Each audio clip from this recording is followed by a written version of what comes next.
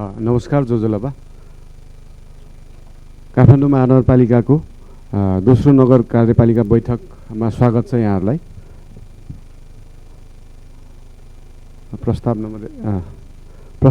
पहिलो प्रस्ताव नम्बर 1 रहेको छ नगरसभाको 11औं अधिवेशन आह्वान गर्ने सम्बन्धमा।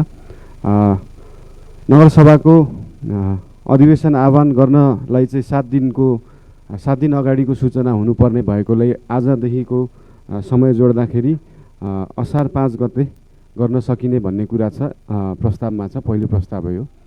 यसमा तपाईहरुको केही छ? समय लेखेको छैन। स्थान राष्ट्रिय सभागृह, समय दिउँसोको 3 बजे, मिति असार 5 गते।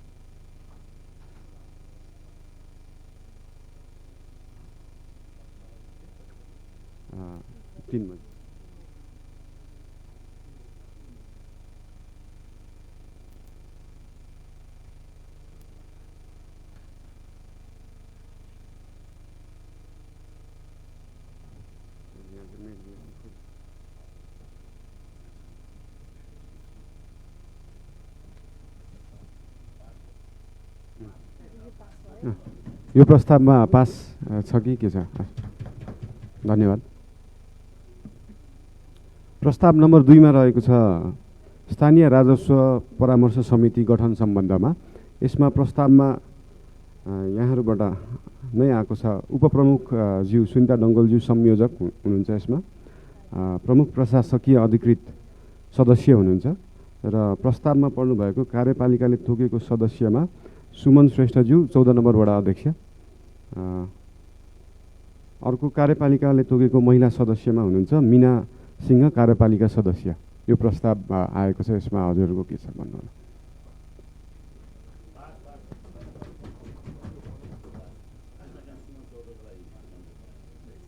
स्थानीय सरकार सञ्चालन ऐन 2074 को दफा 35 बमोजिम हो। यो 65 बमोजिम।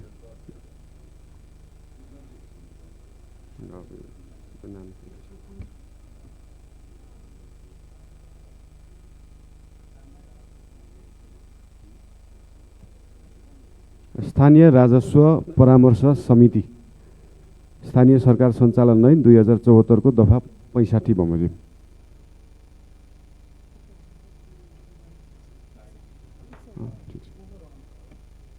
सुमन श्रेष्ठज्यू वडा नम्बर 14 अध्यक्ष अनि वडा नम्बर 14 का अध्यक्ष सदस्य हुनुहुन्छ। मीना सिंहज्यू कार्यपालिका सदस्य।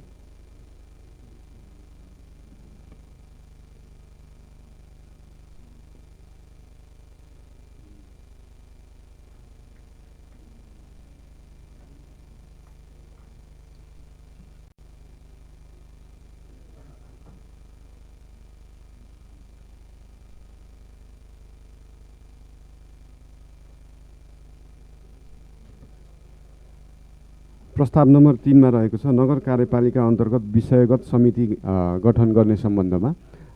विगतका दिनमा साबिकमा रहेको 11 वटा समितिमा अहिले 12 वटा समिति भएको छ, जसमा प्रस्तावमा चाहिँ सामाजिक समितिलाई चाहिँ स्वास्थ्य तथा शिक्षा समिति र सामाजिक समितिमा दुईटा समितिमा वर्गीकरण गरिएको छ। यो यसलाई अहिलेको रूपमा प्रस्तावकै रूपमा लिउँ। अब 11 वटा ठाउँमा 12 वटा समिति हुने भएको छ, जसमा सामाजिक छुट्टै, स्वास्थ्य तथा शिक्षा समिति छुट्टै हुने भएको छ। यो प्रस्तावमा हजुरको के छ?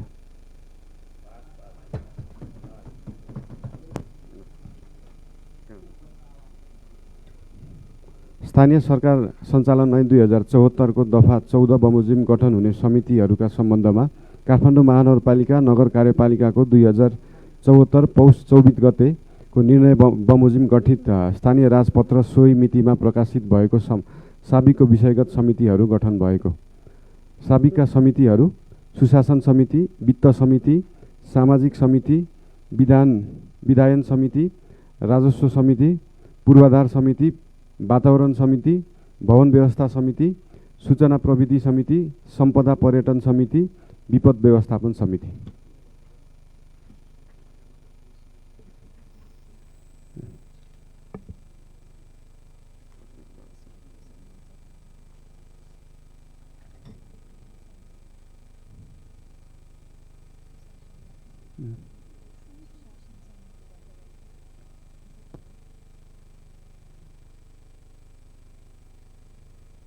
प्रस्तावित समितिहरू रहेको छ सुशासन समिति, वित्त समिति, सामाजिक साबिको समितिमा नयाँ स्वास्थ्य तथा शिक्षा समिति र सामाजिक समिति, विधायन समिति, राजस्व समिति, पूर्वाधार समिति, वातावरण समिति, भवन व्यवस्था समिति, सूचना प्रविधि समिति, सम्पदा तथा पर्यटन समिति, विपद व्यवस्थापन समिति।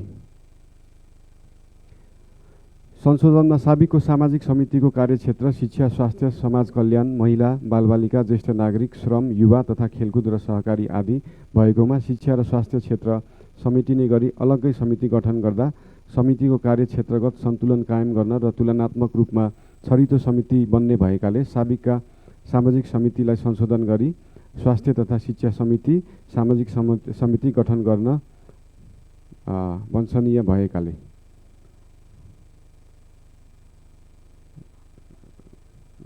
प्रस्ताव नम्बर 4 काठमाडौँ महानगरपालिका कार्यपालिका अन्तर्गत समिति उपसमिति गठन सम्बन्धी कार्यविधि 2074 संशोधन सम्बन्धमा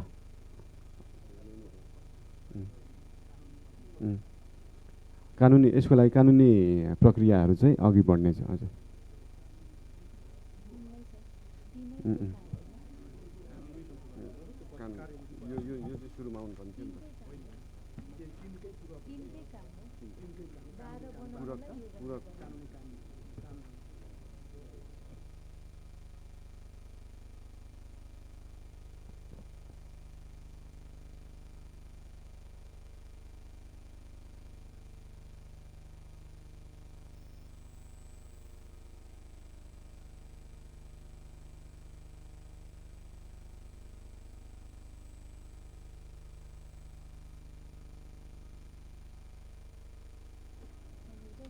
प्रस्ताव नम्बर 5 विविधमा हामीले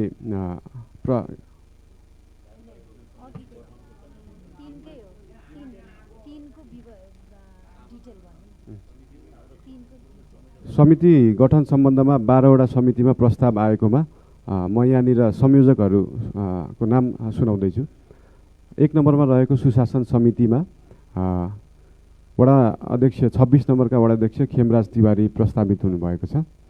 2 मा वित्तीय समितिमा ईश्वरमान डङ्गोल वडा नम्बर 15 का अध्यक्षज्यू, सामाजिक समितिमा रामकुमार केसी वडा नम्बर 10 का अध्यक्षज्यू, पूर्वाधार समितिमा मुकुन्द रिजालज्यू वडा नम्बर 16 का अध्यक्ष, वातावरण समितिमा बालकृष्ण महर्जनज्यू वडा नम्बर 12 का अध्यक्ष, भवन व्यवस्थापन समितिमा हिरालाल तन्डुकार ज्यू वडा नम्बर 11 का अध्यक्ष, सम्पदा तथा पर्यटन समितिमा आसामान सङ्गतज्यू वडा नम्बर 8 का अध्यक्ष, सूचना प्रविधि समितिमा नवीन मानन्दरज्यू वडा नम्बर 17 का अध्यक्ष, शिक्षा र स्वास्थ्य समितिमा चिनिकाजी महर्जनज्यू 22 नम्बर का वडा अध्यक्ष, विधायन समितिमा मचा राजा महर्जनज्यू वडा नम्बर 23 का अध्यक्ष, राजस्व समितिमा नवराज पराजुलीज्यू वडा नम्बर 32 का अध्यक्ष, विपद व्यवस्थापन समितिमा प्रेम थापाज्यू वडा नम्बर 3 का अध्यक्ष यो प्रस्तावमा आएको छ।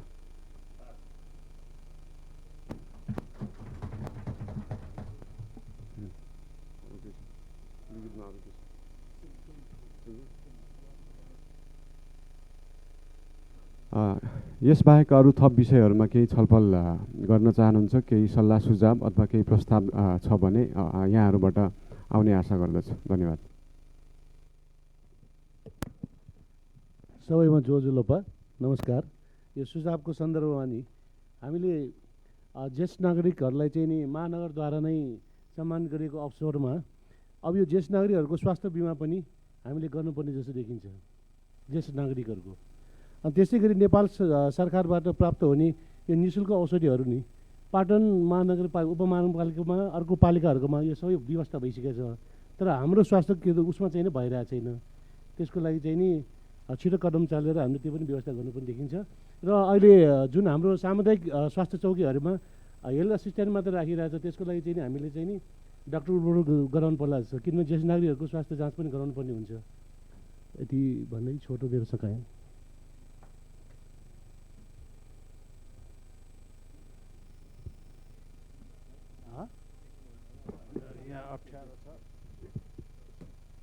एउटा म हेलो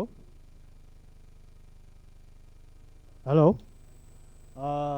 कार्यपालिका बैठकका अध्यक्ष मेयरज्यू उपमेयरज्यू बसेरै गर्नुभयो हुन्छ। बस्नलाई पनि अप्ठ्यारो उठ्नलाई पनि अप्ठ्यारो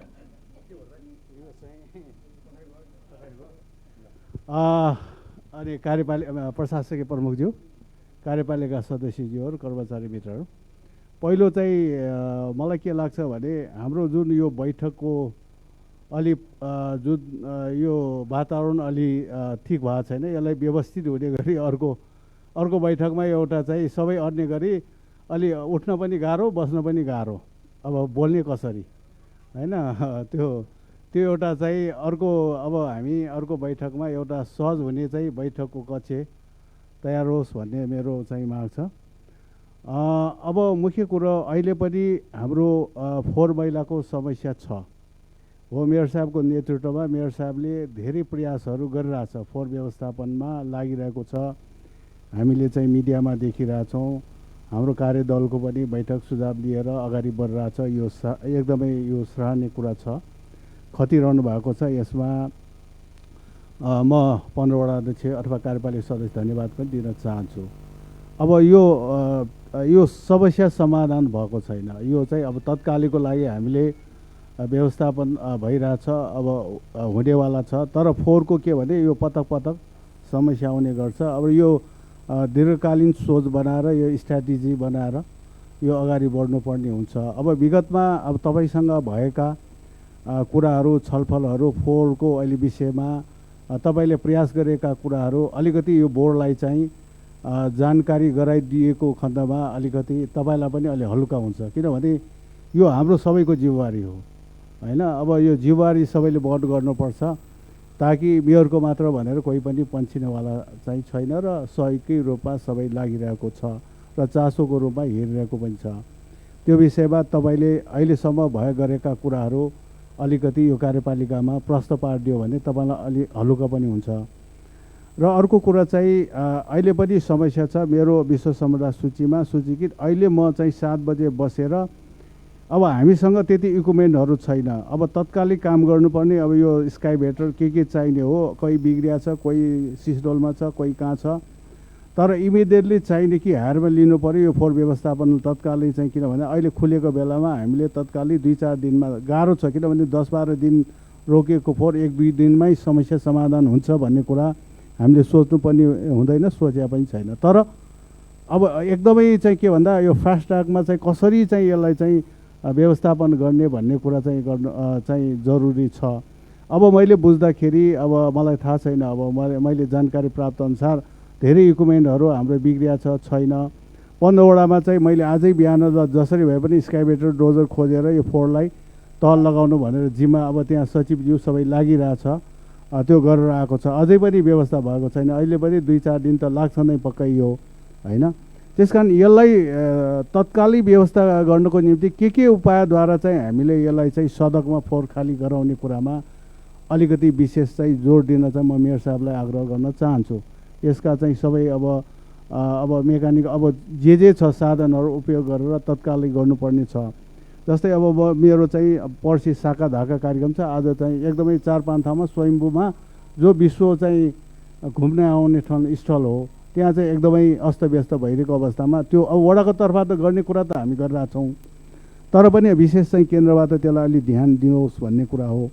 तर मैले विगत योभन्दा पहिला बैठकमा पनि मैले कुरा राखेको थिएँ कि फोहोर व्यवस्था नभएसम्म म बोर्ड बैठकको चाहिँ भत्ता लिन्न यो कार्यपालिकाको भनेको थिएँ।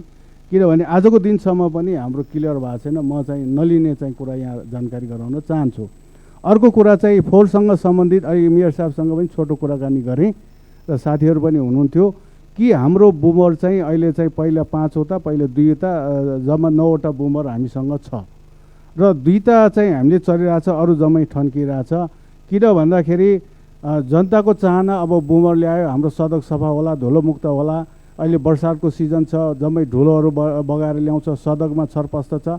त्यो धुलो बगार्ने चाहिँ बढार्ने चाहिँ यान्त्रिक चाहिँ हाम्रो कुचो बुमर चाहिँ अहिले थन्किरहेको अवस्था छ।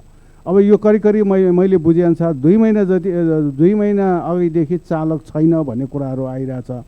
यस्तो काममा चाहिँ चालक छैन भन्दा पनि प्रक्रिया अब गाह्रो छ त्यो भन्न साथ नहोला, तर पनि छिटो चाहिँ प्रक्रियामा मिलाएर कसरी हुन्छ चाहिँ त्यो बुमर चाहिँ सञ्चालनमा ल्याएर हाम्रो सडक चाहिँ सफा चाहिँ हुनु पर्यो।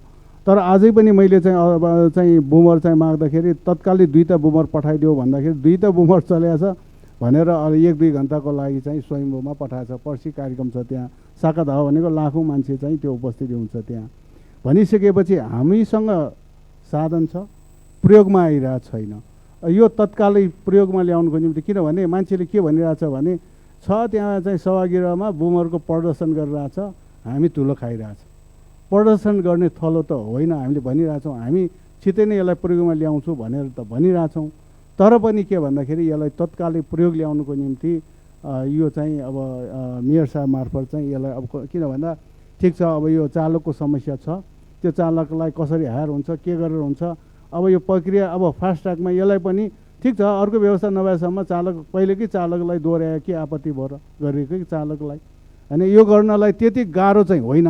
कसरी गाह्रो भइरहेछ, गाह्रो पारिरहेछ भन्ने कुरा चाहिँ अलि हामीलाई पनि बुझ्न कठिन भइरहेछ। त्यस कारण यो तत्कालै, किनभने बुमर छ, सडक सफा गर्नु पर्यो।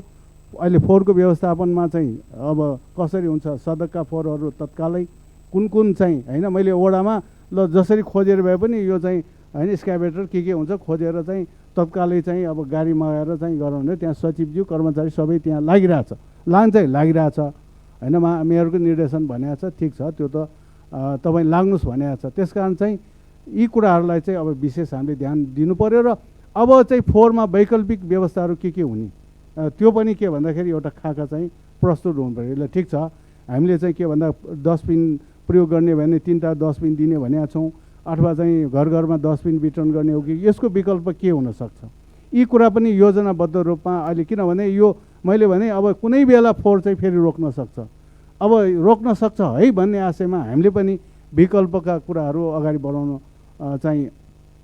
बढाउनुपर्छ। तर यो अहिले कुराहरू चाहिँ के धेरै सुनिएको छ, इन्सिनेटर विकल्प भनेको छ, त्यो पनि होइन। त्यो पनि किन भन्दाखेरि हाम्रो जुन डिग्रीमा चाहिँ त्यो बाल्नुपर्ने हो, 1000 डिग्रीभन्दा माथि चाहिँ के चाहिँ मा फोहोर बाल्नुपर्ने, त्यो चाहिँ हाम्रो यो सिस्टममा अहिले यहाँ आएको मिसिनमा छैन भनिरहेछ।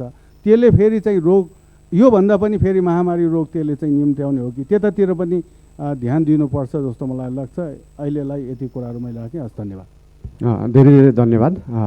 कृपया अबदेखि चाहिँ कार्यपालिका बैठकमा सल्लाह सुझाव अलिक छोटो गरिदिनु होला। जस्तै हजुरले भन्नुभएको कुरामा 3टा कुरा छ, जस्तै हाम्रो सम्झौताहरू के भयो, के गर्दैछ महानगरपालिकाले, एउटा कुरा, ब्रुमरमा चालक कहिलेसम्म आउँछ 2टा कुरा, र फोहोर व्यवस्थापन दीर्घकालीन कसरी हुन्छ, यति 3टा कुरा मात्रै थियो। त्यही भएर छोटो कुरा गरिदिनु होला। महानगरपालिकाले सिसडोल पहिलाको ल्यान्डफिल साइटमा चाहिँ व्यवस्थापन गर्दैछ, 1 महिनाभित्र त्यहाँको दुर्गन्ध रहित हुन्छ भनेर हामीले काम अगाडि बढाइरहेका छौँ। त्यहाँनिर केमिकल नभएर जैविक केमिकल भनौँ, जैविक केमिकल प्रयोग गर्दैछौँ, जसले चाहिँ वातावरणमा कुनै पनि असर पार्दैन। त्यहाँबाट बगेको लिचेटलाई ट्रिटमेन्ट गरेर मात्रै हामी त्यहाँ सफा पानी मात्रै खोलामा जाने गरी त्यसको बनाउँदैछौँ। 3 पिप्लेदेखि बन्चरी डाँडाको बाटोको निर्माण कार्य असारको पहिलो हप्तादेखि सुरु हुँदैछ। त्यो टेन्डर प्रोसेसमा अगाडि बढिसकेर फाइनलाइज हुने प्रक्रियामा गइसक्यो। बन्चरे डाँडामा हामीले अपरेसन म्यानुअल अनुसार त्यसलाई चाहिँ त्यसको क्यापिङदेखि लिएर सबै त्यसको साइक्लिङदेखि लिएर त्यसको अपरेसन म्यानुअल अनुसार नै महानगरपालिकाले म्यानेज गरेर काम गर्नेछ र काम गर्दै पनि छ अहिले। र विगतका दिनहरूमा 2टा नगरपालिकालाई दिने सेवा सुविधा लगायतका कुराहरूलाई कन्टिन्युटी गर्ने भइएको छ र त्यहाँनिर स्वास्थ्यका बिमादेखि लिएर अरू कुराहरू सम्झौता जुन पहिला पनि भएको थियो त्यही अनुसारले काम हुने भएको छ, त्यो छ। र ब्रुमरको लागि महेशजी कति दिन लाग्छ चालकका ज्यालादारीमा? 2 कि 3 दिन? 3 दिनभित्र हुनेछ त्यो कुरा। 3 दिनभित्र ब्रुमर सबै ब्रुमरमा चालकहरू आउनेछन्। र अर्को दीर्घकालीन फोहोर व्यवस्थापनको लागि हजुरले भन्नुभएको ठिकै हो, इन्सिनेटरको 1000 डिग्री सेल्सियस मेन्टेन गर्न गाह्रो पनि हुन्छ, तर त्यो सकियो भने चाहिँ धुवा रहित नै हुन्छ। त्यो बाहेकको अर्ग्यानिक फोहोरलाई मल बनाउने र अरू प्लास्टिक जन्यलाई अरू चिजमा रिसाइकल गरिने, फलाम जन्यलाई अरू चिजमा रिसाइकल गरिने, यो कुरालाई चाहिँ अगाडि बढाइनेछ। र भर्सक 32वटै वार्डमा पनि यसको सङ्कलनदेखि लिएर मल निकाल्नेदेखि लिएर प्लस अहिले बन्चरे डाँडामा भइरहेको 2टा सेलमा एउटा सेलमा चाहिँ इनअर्ग्यानिक, अर्को सेलमा चाहिँ अर्ग्यानिक गरेर त्यहाँ पनि मल उत्पादन गर्न सकिने गरेर यसलाई चाहिँ सहकार्य गरेर अगाडि बढाइनेछ। धन्यवाद। अरू सल्लाह सुझाव भयो भन्नु होला।